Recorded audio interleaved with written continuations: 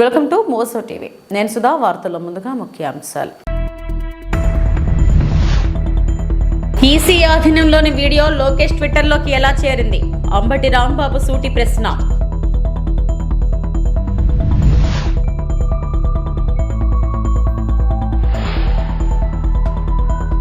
TDP rigging పూర్తి video బయట పెట్టాలి.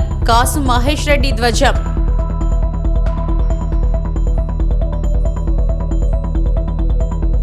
ట్రైన్లో ప్రయాణిస్తున్న భార్య భర్తలపై మతిస్థిమితం లేని వ్యక్తి దాడి ఘటనలో భార్యకు తీవ్ర గాయాలు.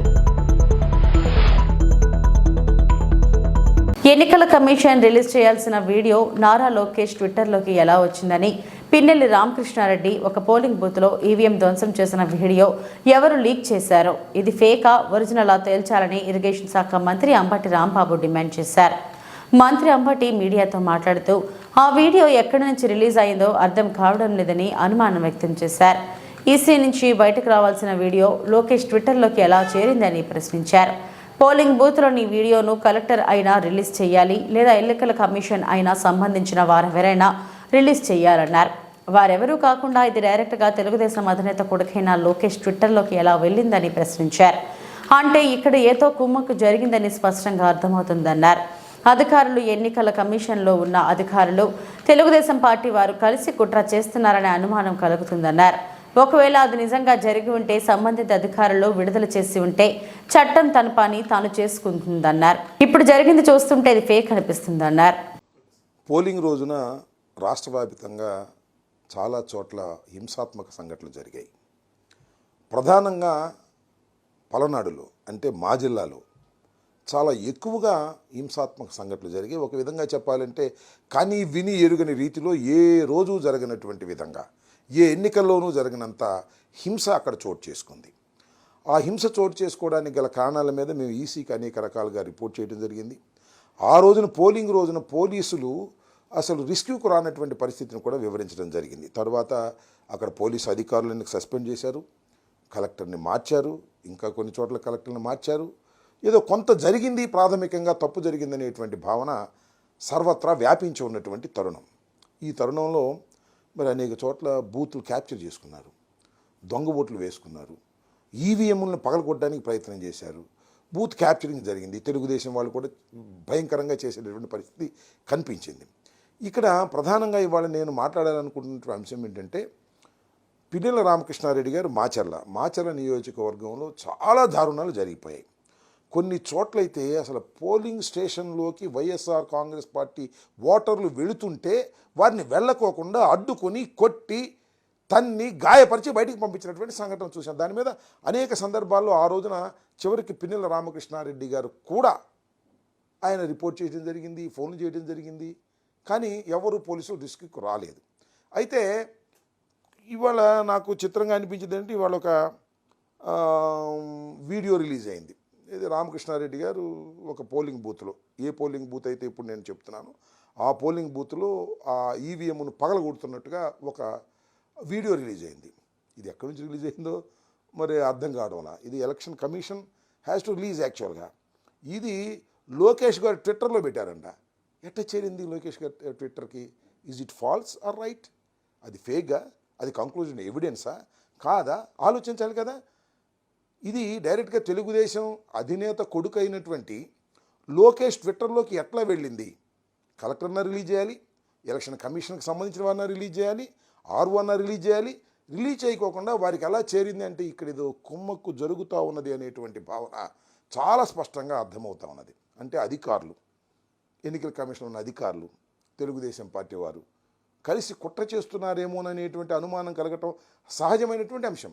ఒకవేళ అది నిజంగానే జరిగిన సంఘటన అనుకోండి, చట్టం తన పని తాను చేసుకుంటుంది. దానిలో ఏ విధమైన తప్పిదము లేదు. మేము అనేది ఏంటంటే ఇట్స్ ఎ ఫేక్ కూడా కావచ్చు అనేటువంటి అభిప్రాయం. అన్నమయ్య జిల్లా రైల్వే కోడూరు నియోజకవర్గం పుల్లంపేటలోని మెయిన్ బజార్ నందు వెలిసి ఉన్న శ్రీ సాయిబాబా దేవస్థానం నందు నరసింహ జయంతి సందర్భంగా నిన్నటి రోజున స్వామివార్లకు పంచామృత అభిషేకములు, విశేష పూజా కార్యక్రమంలో జరిగినవే.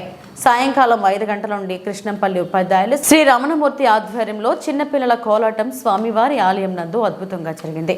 ఆదిలక్ష్మి చెంచులక్ష్మి సమేత లక్ష్మీ నరసింహస్వామి వారు గ్రామ ఉత్సవంకు బయలుదేరారు. గ్రామ ఉత్సవం వెంబడి లక్ష్మీ నరసింహస్వామి, హిరణ్యకశపుడు, ప్రహ్లాదుడు వేషధారణ, అగ్గిపరాట, చిట్ల కట్టే భక్తులను ఆకట్టుకున్నాయి. ఈ కార్యక్రమము పెంచలకోన పాదయాత్ర బృందం, గ్రామ ప్రజల సహకారంతో అత్యంత వైభవంగా జరిగింది.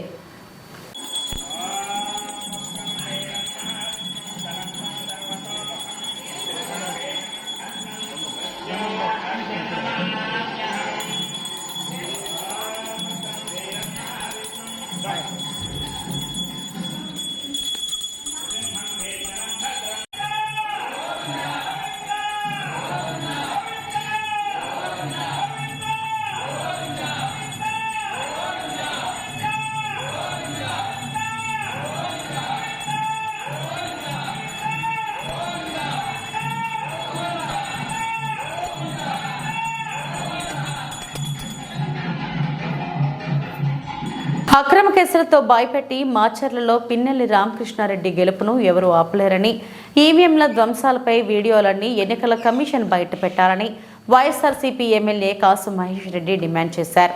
తెలుగుదేశం నాయకులు మాచర్ల ఎమ్మెల్యే పిన్నెల్లి రామకృష్ణారెడ్డి క్యారెక్టర్ను అసాసినేట్ చేస్తూ ఇష్టానుసారంగా నోరు పారేసుకుంటున్నారని, పచ్చ మీడియా ఛానల్లో చాలా అసభ్యకరంగా మాట్లాడుతున్నారని మండిపడ్డారు. ఒక ఈవీఎం ఘటనను చూపెడుతూ పిన్నెల్లి రామకృష్ణారెడ్డిని నిందితుడిగా చేర్చడం ఎంతవరకు సమంజసమని ప్రశ్నించారు. పిన్నెల్లి 4 సార్లు మాచర్ల ఎమ్మెల్యేగా గెలిచిన వ్యక్తి అని, తెలుగుదేశం అధికారంలో ఉన్నప్పుడు చంద్రబాబు ముఖ్యమంత్రిగా ఉన్ననాడే ప్రజాబలంతో మాచర్లలో గెలిచిన వ్యక్తి పిన్నెల్లి రామకృష్ణారెడ్డి అని గుర్తు చేశారు. గురజాల వైఎస్ఆర్సీపీ కార్యాలయంలో ఎమ్మెల్యే కాసు మహేష్ రెడ్డి మీడియాతో మాట్లాడారు. దాదాపు 7-8 చోట్ల ఈవీఎం మెషిన్లు ఇరగ్గొట్టారు, వాళ్ళ మీద కేసులు పెట్టాము అని చెప్తున్నారు. మరి ఆ వీడియోలు ఎందుకు బహిర్గతం చేయట్లేదు? ఎందుకు ఒక్క వీడియోనే బయటకు వస్తుంది? ఎందుకు తెలుగుదేశం ఇరగ్గొట్టిన వీడియోలు లేదు? అన్ని ఏది అయితే కంప్లైంట్స్ వచ్చినాయో, ఇటు వైఎస్ఆర్సీపీ తరఫున కావచ్చు, అటు టీడీపీ తరఫున కావచ్చు, ఎందుకు ఆ వీడియోలు మీరు బహిర్గతం చెయ్యరు? అసలు వీడియో కెమెరాలు పెట్టింది ఎందుకు? బూతుల్లో ఏమన్నా తప్పులు జరిగితే తెలుసుకోవడానికి. ఆ తప్పులు జరిగినాయని గత 10 రోజుల నుంచి ఘోషిస్తున్నాం వైఎస్ఆర్సీపీ నాయకులు. ఉదాహరణకు పోనీ మాచర్ల నియోజకవర్గమే తీసుకుందాం. తుమ్మూరుకోడు గాని, వెల్దుర్తి గాని, చింతపల్లి గాని, వేపకంపల్లి గాని, ఒప్పిచెర్ల గాని రిగ్గింగులు జరిగినాయి. అక్కడ ఏజెంట్లను లాగేశారు, క్లియర్ గా కనపడుతున్నాయి. ఈరోజు కొంతమంది వైఎస్ఆర్ నాయకులు ఆ వీడియోలు చూపెట్టారు. ఇదే పాలవాయి గేట్ లో మా ఏజెంట్లను బయటకు తీసుకొచ్చి కొడుతుంటే వాళ్ళని కన్సోల్ చేసింది రామకృష్ణారెడ్డి గారు. మరి అది లాగుతున్న వీడియోలు ఎందుకు చూపెట్టట్లేదు? అదే పాల్వాయి గేట్ లో ఈ ఘటన ఏదైతే ఈవీఎం ఎరగొట్టిన ఘటన కన్నా ముందు ఏం జరిగింది, ముందు 2-3 గంటలు ఏం జరిగిందో ఎందుకు బహిర్గతం చేయట్లేదు? తీయండి, అన్ని వీడియోలు తీయండి. మేము చెప్పిన ఊర్లన్నీ కూడా ఒకసారి రిగ్గింగ్ జరిగిందా జరగలేదా, అందుకే కదా వీడియో కెమెరాలు పెట్టింది. మాకు ప్రూవ్ చేయండి. మేము ఈరోజు కంటెస్టింగ్ క్యాండిడేట్ గా ఒక ప్రధానమైన పార్టీకి ఆ వీడియోలు చూపెట్టి, లేదు ఇదిగో ఫ్రీ అండ్ ఫెయిర్ పోలింగ్ జరిగిందని మాకు ప్రూవ్ చేయాలి కదా, మాకు జనానికి చెప్పాలి కదా. ఆరోపణలు వచ్చినప్పుడు ఆ బాధ్యత ఎలక్షన్ కమిషన్ మీద ఉంటుంది కదా. అది కానప్పుడు ఇంక ఈ తతంగమంతా ఎందుకు, ఈ కెమెరాలు ఎందుకు, ఈ పోలీసులు ఎందుకు? రాసుకుంటే పోతుంది కదా బ్రహ్మాండంగా జరిగిందని. ఖచ్చితంగా ఎలక్షన్ కమిషన్ వారు ఆ వీడియోలు బహిర్గతం చేయాలి. ఎక్కడైతే మేము ఆరోపణలు చేస్తున్నామో మేము కూడా చెప్తున్నాం, తెలుగుదేశం ఆరోపణలు చేస్తే తీసుకురండి అవి కూడా. ఎనీ పార్టీ, ఎనీ నాయకుడు కంటెస్టింగ్ క్యాండిడేట్ కి అనుమానాలుంటే అనుమానాలు నివృత్తి చేయాల్సిన బాధ్యత ఎలక్షన్ కమిషన్ అధికారుల మీద ఉంటుంది. అది కలెక్టర్ గారు కావచ్చు, డిస్ట్రిక్ట్ కలెక్టర్ గారు ఒక వీడియో విడుదల చేశాడంట. ఒకటే వీడియో ఎందుకు విడుదల చేస్తున్నారు మీరు? మరి మిగతా ఈవీఎంలు ఎరగొట్టిన కేసులు ఉన్నాయి కదా, ఎవరో తెలుగుదేశం వాళ్ళని అరెస్ట్ చేశారు తుమ్మురుకూడులో అంటున్నారు. మరి ఆ వీడియోలు ఎందుకు తీసుకురావట్లేదు బయటికి? పోనీ ఇతర రిగ్గింగ్ జరిగిందంటున్నారు, అవి కూడా బహిర్గతంగా చేయొచ్చు కదా. ఇన్ని గొడవలు జరిగినాయి. కొత్త కనేస్పాడు గ్రామంలో పాపం మహిళల్ని గంగమ్మ గుడిలో నిర్బంధించి ఇళ్ల మీద స్వైర విహారం చేసి దాడి చేస్తే ఏం చేశారు పోలీసులు? ఇద్దరి మీద ఒకే కేసులు, ఒకే సెక్షన్లు అంట. ఇదా మీరు చేపెట్టే ధర్మం? ఇదా ఎలక్షన్ కమిషన్? ఎలక్షన్ కమిషన్ వారిని అడుగుతున్నా, ఈ రోజు కొంతమంది అధికారులని మీరు సస్పెండ్ చేశారు, ట్రాన్స్ఫర్ చేశారు. ఎవరు ఈ అధికారులను వేసింది? మీరు కాదా? అంటే మీరు వేసిన అధికారులే విఫలమయ్యారంటే ఎవరు విఫలమైనట్టు? ప్రభుత్వం వేసిన అధికారులు కాదు కదా వీళ్ళు. ఎలక్షన్ కమిషన్ నియమించిన ఎస్పీలని లేదు అధికారులని మీరే సస్పెండ్ చేశారు, ట్రాన్స్ఫర్ చేశారంటే ఎవరు విఫలమయ్యారు? ఎలక్షన్ కమిషన్ విఫలమైంది అనుకోవాలా? అందుకనే ఈ వీడియోలు బహిర్గతం చేయట్లేదా? ఎన్ని రోజులు చేయకుండా ఉండగలుగుతారు? ఈ రోజు కాకపోతే రేపు వస్తాయి. ఖచ్చితంగా హైకోర్టులో మేము కేసులు వేస్తాం. వీడియోలు బహిర్గతం చేయటమే కాకుండా రీపోలింగ్ కూడా మా ప్రయత్నాలు మావి ఉంటాయి. ఎలక్షన్ కమిషన్కి ఇప్పుడే మేము పిటిషన్స్ పెట్టాం.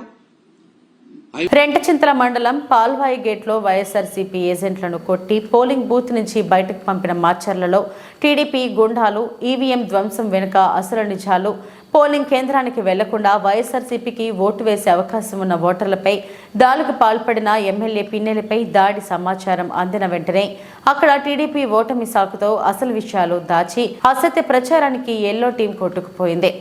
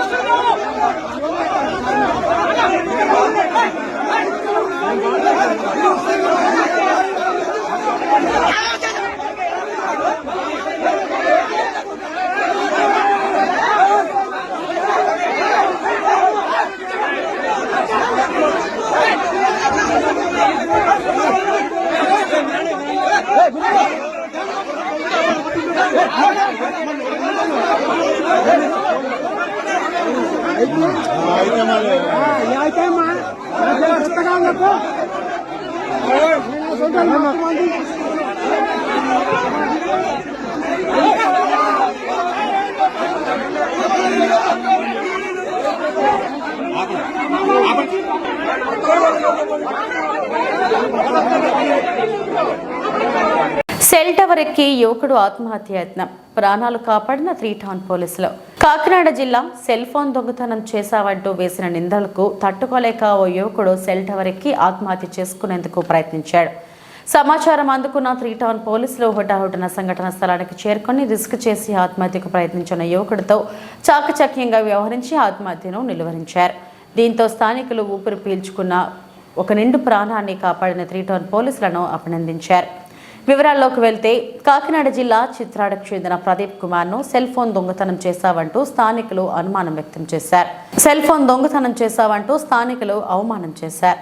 ఆ అవమానాన్ని తట్టుకోలేక ప్రదీప్ కుమార్ ఆత్మహత్య చేసుకోవాలని భావించి కాకినాడ 3 టౌన్ పోలీస్ స్టేషన్ పరిధిలో BSNL ఆఫీస్ టవర్ పైకెక్కి ఆత్మహత్యకు ప్రయత్నించాడు. ఇది గమనించిన స్థానికులు పోలీసులకు సమాచారం అందించడంతో సీఐ కృష్ణ భగవాన్ ఆదేశాల మేరకు SIM సాగర్ బాబు ఆధ్వర్యంలో BSNL టవర్ దగ్గరకు చేరుకుని సమస్ఫూర్తిగా వ్యవహరించి ఆ యువకుడు చేసే ఆత్మహత్యాయత్నాన్ని నిలువరించగలిగారు. SI సాగర్ బాబు యువకుడికి ధైర్యం చెప్పి పడ్డ నిందను లేకుండా చేస్తామని హామీ ఇచ్చి సురక్షితంగా శ్రీనివాసరావు సిబ్బంది సాయంతో కిందకు దింపారు. ఎంతో చాకచక్యంగా వ్యవహరించి ఓ యువకుడు ప్రాణాలను కాపాడిన SI సాగర్ బాబు, వారి సిబ్బంది PC శ్రీనివాసరావును స్థానికులు అభినందించారు.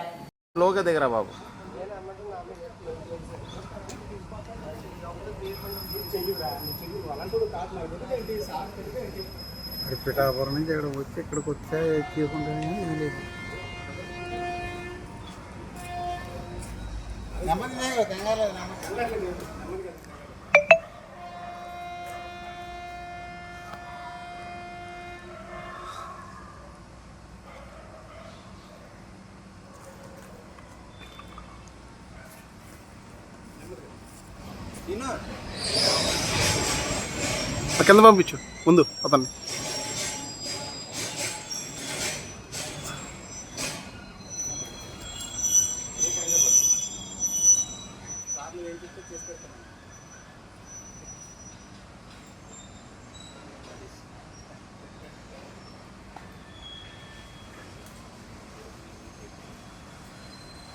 ఉత్తరాంధ్ర జిల్లాల ప్రజల ఆరాధ్య దైవం భక్తకోటి ఇలవెల్పు సింహాచలం శ్రీ వరాహలక్ష్మి నరసింహస్వామి ఆలయంలో స్వామివారి స్వాతి హోమం అంగరంగ వైభవంగా జరిగింది. ఈ మేరకు స్వామివారి స్వాతి హోమంకు అధిక సంఖ్యలో భక్తులు పాల్గొని స్వామిని దర్శించుకున్నారు. ఒకవైపు సర్వాభరణాలతో గోవిందరాజస్వామి, మరోవైపు శ్రీ సుదర్శన చక్ర పెరుమాలను వేద మంత్రాలతో మృదు మధుర మంగళ వాయిద్యాల నడుమ శాస్త్రోక్తంగా పూజాది కార్యక్రమాలు అధిక సంఖ్యలో భక్తులు పూర్ణాహుతిలో పాల్గొన్నారు. భక్తులకు గోత్రనామాలతో పూజలు జరిపించి వారికి యజ్ఞ ప్రసాదం, భోజన సదుపాయం కల్పించారు.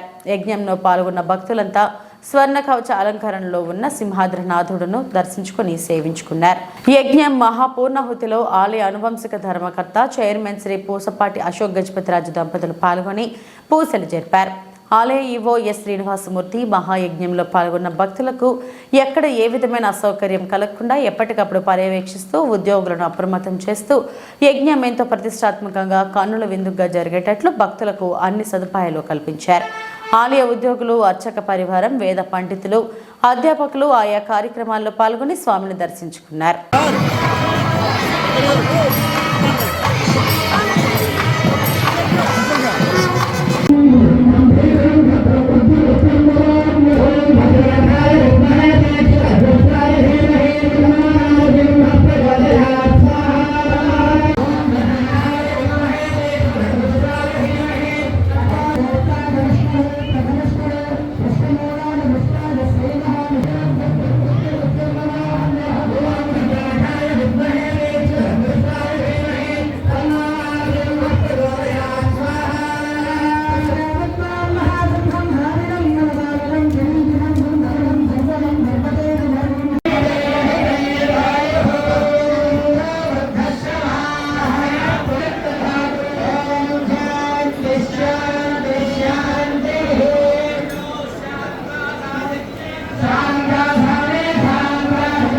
సింహాచలం దేవస్థానం యాజమాన్య వారికి మా కుటుంబం తరపున హృదయపూర్వక అభినందనలు తెలియజేస్తున్నాము. ఈరోజు నా పేరు ఎస్వి నాయుడు, మా మిస్సెస్ పుష్ప నాగజ్యోతి దంపతులిద్దరికీ ఈరోజు పెళ్లి రోజు.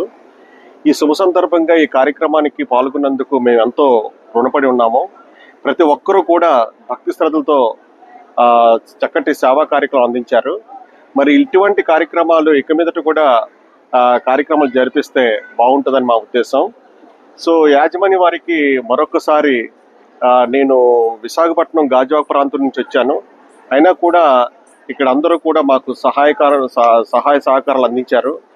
పానీయాలు కానీ, ప్రసాదాలు కానీ ముఖ్యంగా సిస్టమేటిక్గా జరిగింది. మరి అందరూ రాజకీయవేత్తలు ఈరోజు ఈ కార్యక్రమానికి విచ్చేశారు. సో వారందరూ కూడా కనీసం సుమారు ఒక గంట ఇక్కడ కూర్చొని వెళ్ళాలనేటువంటి ఆలోచన అయితే ఈ కార్యక్రమం ద్వారా మనసులో రేకెత్తించింది. మరొకసారి సింహాచలం బోర్డు మెంబర్స్కి, ఇక్కడ చేస్తున్న సేవా కార్యక్రమం చేస్తున్న సిబ్బందికి మా కుటుంబ సభ్యుల తరపున హృదయపూర్వక అభినందనలు తెలియజేస్తున్నామండి. Thank you. సింహాద్రినాథాయనమ. మేము విశాఖపట్నం సీతందారి నుంచి వచ్చాం. నా పేరు సత్యనారాయణ, సైంటిఫిక్ ఆఫీసర్ వర్క్ చేస్తున్నాను. స్వాతి హోమంకి ఇదివరకు చాలాసార్లు పార్టిసిపేట్ చేసాం, కానీ ఈరోజు స్వాతి హోమం స్పెషల్. స్వామి జన్మ నక్షత్రం, చతుర్దశి యాజ్ వెల్ as స్వాతి నక్షత్రం చాలా బాగా పెర్ఫామ్ చేశారు ఇక్కడ. ఎస్పెషల్లీ ఈఓ గారు వచ్చిన తర్వాత స్పెషల్ ఇంట్రెస్ట్ తీసుకుని బాగా కండక్ట్ చేస్తున్నారు ఇటువంటి ప్రోగ్రామ్స్ అన్నీ. రేపు పౌర్ణమి, చందన సమర్పణ. ఈ ముందు రోజు గుమ్మడి ఆకారంలో దర్శనం చేసుకోవడం, యాజ్ వెల్ as స్వామి హోమంలో పార్టిసిపేట్ చేస్తూ నాకు చాలా హ్యాపీగా ఉందన్నమాట. ముందు ఎన్నడూ కూడా నేను ఇదివరకు పార్టిసిపేట్ చేశాను. ఇన్సైడ్ ఇంత లార్జ్ స్కేల్లో లేదు, around 25 to 50. Now it is around 500 people participated. I'm very happy about this. కొత్త మోడల్ ఫోన్ బాగుంటుంది, RAM, memory, camera capacity, night mode, advance technology అంటూ 1కి 10 రకాలు. 20 సార్లు ఆలోచించి పలు రకాల ప్రత్యేకతలను వెతికి మోజుతో ఒకేసారి అంత మొత్తం పెట్టలేక క్రెడిట్ కార్డుతో వాయిదాల పద్ధతిలో వడ్డీ భారం అనిపించినా కొనేస్తుంటాం. నంద్యాల జిల్లా డోన్ సబ్ డివిజన్ పరిధిలో నంద్యాల జిల్లా ఎస్పీ రఘువీర్ రెడ్డి ఉత్తర్వుల మేరకు డోన్ పట్టణంలో కార్డన్ సెర్చ్ చేపట్టారు. ఎరుకలి రవి, పిలక రవి ఇంటిలో సోదా చేయుచుండగా ఒక లగేజ్ బ్యాగ్ నందు దొంగలించుకుని వచ్చిన 130 సెల్ ఫోన్లు మరియు నగదు 1,48,500 రూపాయలు పోలీసులు స్వాధీనం చేసుకున్నారు. తమిళనాడు రాష్ట్రం మందు రద్దీగా ఉన్న ప్రాంతంలో సెల్ ఫోన్లను దొంగలించుకొని వచ్చిన వాటిని సేకరించి హైదరాబాద్కు చెందిన మొహమ్మద్ ఖాజా, నిజాముద్దీన్, కైజర్కు అమ్మేందుకు సిద్ధం చేసినట్లు తెలిపారు. స్వాధీనపరుచుకున్న మొత్తం 130 సెల్ ఫోన్ల విలువ దాదాపు 21 లక్షలు మరియు నగదు 1,48,500 రూపాయలు, మొత్తము 22,48,500 రూపాయలు ఉండవచ్చని తెలిపారు. నెక్స్ట్ మంత్ 4వ తేదీన కౌంటింగ్ ఉంది. ఈ కౌంటింగ్కి ఏంటంటే ఎప్పుడు లేనంత భద్రత కలిగించడం జరుగుతుంది. ఎందుకంటే మీ అందరూ తెలుసు, రాష్ట్ర వ్యాప్తంగా కొన్ని జిల్లాల్లో కొన్ని సంఘటనలు జరిగినాయి. దాని మీదట ఆ ఎలక్షన్ కమిషన్ కానీ మా పోలీసు ఉన్నతాధికారులు కానీ చాలా సీరియస్గా ఉన్నారు. ఎక్కడా కూడా law and order break down లేకుండా ఈ కౌంటింగ్ ప్రశాంతమైన వాతావరణంలో జరిగే విధంగా చర్యలు తీసుకోవడం జరుగుతుంది. దాంట్లో భాగంగా నేను మీ ద్వారా మా Dhone assembly constituency, Banaganapalli assembly constituency లీడర్స్కి, ప్రజలకి విన్నపం చేసుకునేది ఏంటంటే, ఆ రోజు ఎవరిని కూడా కౌంటింగ్ సెంటర్ అంటే కౌంటింగ్ సెంటర్ మన పాండ్యం మీ అందరూ తెలుసు, ఆర్జిఎం, శాంతిరామ్ ఫార్మసీ దాంట్లో మన కౌంటింగ్ జరుగుతుంది. 4వ తేదీ అక్కడికి ఎవరైతే కంటెస్ట్ చేశారో ఆ క్యాండిడేట్స్ వాళ్ళ కౌంటింగ్ ఏజెంట్స్ వాళ్ళు తప్ప మిగతా జనాలను ఎవరిని కూడా అలౌ చేయరు. దయచేసి ఎవరు కూడా అట్లా అక్కడికి కౌంటింగ్ సెంటర్కి వచ్చేదానికి ప్రయత్నం చేయొద్దు. ఎక్కడికక్కడ చెక్ పోస్టులు పెట్టడం జరుగుతుంది, 144 సెక్షన్ ఇవన్నీ పెట్టడం జరుగుతుంది. ఎవరిని కూడా అలౌ చేయరు అక్కడ. తర్వాత అట్లానే ఈరోజు ఉదయం మన ఆర్డీఓ గారి ఆఫీస్లో కూడా ఈ కంటెస్టింగ్ క్యాండిడేట్స్ని కొంత నోటీస్ ఇచ్చి పిలిపించి ఈ కౌంటింగ్ సందర్భంగా ఏమేమి వాళ్ళకి సూచనలు ఇవ్వాలో అవన్నీ ఇవ్వటం జరిగింది. ఉదయం ఏజెన్సీని ఎవరిని పెట్టుకోవాలా, కౌంటింగ్ ఏజెన్సీ ఎన్ని గంటలకు రావాలా, అవన్నీ కూడా విపులంగా మన ఆర్డీఓ గారు చెప్పడం జరిగింది. పోలీస్ పాయింట్ ఆఫ్ వ్యూలో చెప్పడం ఏంటంటే 144 సెక్షన్ అమల్లో ఉంటుంది. తర్వాత ముందస్తుగానే ఇప్పుడు కొంతమంది ఎవరైతే ట్రబుల్ మాంగర్స్ ఉన్నారో, అంతకుముందు కేసుల్లో ఇన్వాల్వ్ అయి ఉన్నారో వాళ్ళందరికీ కూడా నోటీసులు సర్వ్ చేయడం, బైండ్ అవుట్ కాకపోతే అంతకుముందును తహసీల్దార్ గారి దగ్గర బైండ్ అవుట్ చేయించడం జరుగుతుంది. టౌన్లో పికెట్స్, తర్వాత మొబైల్ పార్టీసు, క్యూఆర్టీ టీమ్స్ కూడా తిప్పడం జరుగుతుంది కాన్స్టిట్యున్సీ మొత్తం కూడా. అట్లనే ఇప్పుడు అంతకుముందు ఎలక్షన్కి ఏదైతే పారామిలిటరీ ఫోర్స్ వచ్చిందో కౌంటింగ్ కూడా పారామిలిటరీ ఫోర్స్ వస్తుంది. సో ఆ పారామిలిటరీ ఫోర్స్ కూడా ఇక్కడ మూమెంట్లో ఉంటుంది. కాబట్టి అందరికీ చెప్పేది ఏంటంటే, ఎవరు కూడా ఆ రోజు ఊరేగింపులకు కానీ లేకపోతే బయట టౌన్లోకి వచ్చి గుమ్మిగూడటం కానీ ఏదైనా అల్లరి చేయడానికి ప్రయత్నిస్తే మాత్రం పోలీసులు కఠినమైన చర్యలు తీసుకోవడం జరుగుతుంది. నాన్ బెయిలబుల్ సెక్షన్స్ పెట్టడం జరుగుతుంది, రౌడీ షీట్స్ ఓపెన్ చేయడం జరుగుతుంది. కాబట్టి అందరూ ఇది గమనించి ఎవరిళ్లలో వాళ్ళు ఉండి వాళ్ళు టీవీలు చూసుకుంటానో లేకపోతే ఫలితాలు ఏదో విధంగా తెలుసుకోవడం అది చేయడం తప్పితే బయటకు వచ్చి గుంపులుగా చేయడానికి లేదు. ర్యాలీలు నిషేధం, అట్లనే క్రాకర్స్ టపాసులు పేల్చడం కానీ అవి కూడా నిషేధం చేయబడ్డాయి. కాబట్టి ఈ వార్తలు ఇంతటితో సమాప్తం. నమస్తే.